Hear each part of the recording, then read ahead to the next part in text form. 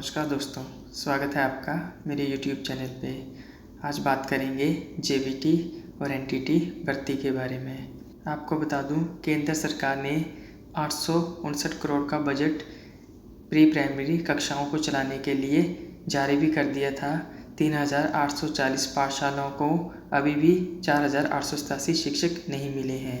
प्रदेश के स्कूलों में प्री प्राइमरी कक्षाओं को पढ़ाने के लिए वर्तमान सरकार के कार्यालय में नई भर्तियां नहीं हो पाई। केंद्र से बजट भी आया, स्कूलों में प्री प्राइमरी में बच्चे भी एनरोल हुए और इन बच्चों को पढ़ाने के लिए ट्रेन टीचर भी थे, लेकिन उसके बावजूद शिक्षकों की भर्तियां ही नहीं हो पाई।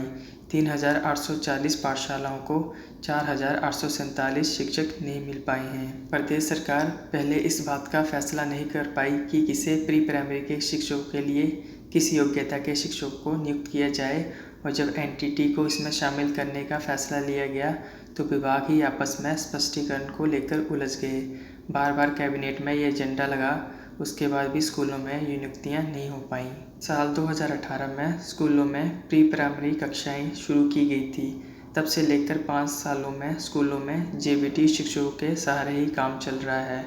फिलहाल भर्ती की प्रक्रिया राज्य इलेक्ट्रॉनिक्स विकास निगम को सौंपी गई है और निगम ने अब इस मामले में प्रारंभिक शिक्षा विभाग से कुछ क्लैरिफिकेशन मांगा था।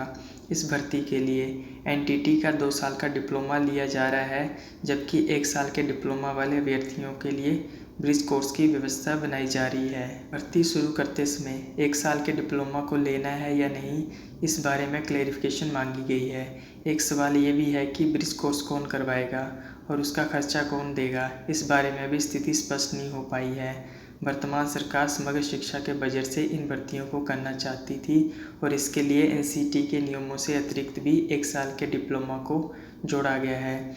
इससे पहले आंगनबाड़ी को इसमें शामिल किए जाने की बात भी कही जा रही थी, लेकिन फिलहाल इसमें एनटीटी को ही शामिल किया जाना है। प्रदेश के स्कूलों में प्री प्राइमरी कक्षाओं को शुरू करने के लिए केंद्र सरकार से 859 करोड़ का बजट भी जारी हो चुका है, लेकिन इस बजट को अभी तक खर्च नहीं कर पाया है। जेबीटी शिक्षकों पर भी अतिरिक्त कार्यभार पड़ रहा है। प्रदेश में कई स्कूल तो ऐसे हैं जहां पहली से 5वीं कक्षा तक एक ही शिक्षक है। ऐसे में प्री प्राइमरी कक्षाओं के बच्चों को भी इन्हीं शिक्षकों को पढ़ाना पड़ रहा है। अब बात करते हैं जेबीटी बैच वाइज भर्ती की। जेबीटी की बैच वाइज भर्ती में बीएड की एंट्री को लेकर अटकलें लगाई जा रही थी, वो अब एक आरटीआई के माध्यम से स्पष्ट हो चुका है। हिमाचल प्रदेश जेबीटी प्रशिक्षित बेरोजगार संघ का कहना है कि सरकार ने जेबीटी बैच वाइज भर्ती में कुछ बीएड को एंट्री दी हुई है, जो कि सरकार ने गलत किया है और जेबीटी के हकों को छीना गया है। संघ ने कहा कि कुछ बीएड छात्रों को जिनको जेबीटी बैच वाइज भर्ती में एंट्री दी है, उन्होंने ना तो जेबीटी डीएलएड 2 साल का डिप्लोमा किया हुआ है और ना ही इस भर्ती प्रक्रिया में बैठने के लिए योग्य थे। संघ का कहना है कि ये लोग प्रदेश शिक्षा बोर्ड को धोखा देकर परीक्षा में बैठे थे, क्योंकि शिक्षा बोर्ड के रूल के अनुसार सिर्फ जेबीटी वाले ही जेबीटी दे सकते हैं और उनका ही टेट मान्य होता है, जबकि इन बीएड वालों के पास जेबीटी का डिप्लोमा नहीं है। फिर इनके पास जेबीटी टेट कहाँ से आया? शिक्षा विभाग को इन बीएड के खिलाफ उचित कार्रवाई करनी चाहिए। अब बात करते हैं नायब तहसीलदार की प्रारंभिक परीक्षा की। नायब तहसीलदार की प्रारंभिक परीक्षा में रविवार को 30,454 उम्मीदवारों ने परीक्षा दी। परीक्षा के लिए 64,694 उम्मीदवारों ने आवेदन किया था, लेकिन इनमें से 47% उम्मीदवार ने ही परीक्षा दी। प्रारंभिक परीक्षा के लिए प्रदेश भर में 226 परीक्षा केंद्र स्थापित किए गए थे और सभी परीक्षा केंद्रों पर परीक्षा सुचारू रूप से आयोजित की गई। हिमाचल प्रदेश लोक सेवा आयोग द्वारा आयोजित परीक्षा के लिए पहली बार किन्नौर व लाहौल स्पीति में भी परीक्षा केंद्र स्थापित किए गए। यहाँ पर परीक्षा केंद्र स्थापित करने से इन जिलों के उम्मीदवारों को दूसरे जिलों में जाकर परीक्षा देने को मजबूर नहीं होना पड़ा। लोक सेवा आयोग ने जिला किन्नौर के रिकांगपिओ में परीक्षा केंद्र स्थापित किया था। परीक्षा सुबह 11 से 1 बजे तक आयोजित हुई। नायब तहसीलदार की प्रारंभिक परीक्षा के लिए बनाए गए सभी परीक्षा केंद्रों पर जैमर्स लगाए गए थे। इलेक्ट्रॉनिक गैजेट्स के गलत इस्तेमाल को रोकने के लिए लोक सेवा आयोग ने ये व्यवस्था की थी।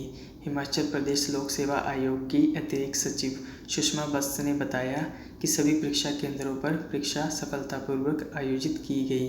उन्होंने बताया कि सभी केंद्रों पर जैमर्स भी लगाए गए थे और पहली बार जिला किन्नौर व लाहौल स्पीति में भी परीक्षा केंद्र बनाए गए, जहां पर यह परीक्षा सुचारू रूप से आयोजित की गई।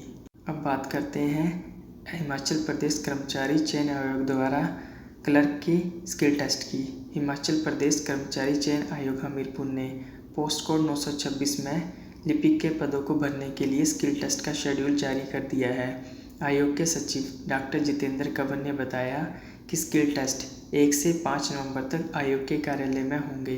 अभ्यर्थियों को SMS से इस बारे में सूचना भेज दी गई है। स्किल टेस्ट के लिए अभ्यर्थियों को एडमिट कार्ड आयोग की वेबसाइट से डाउनलोड करना होगा। धन्यवाद।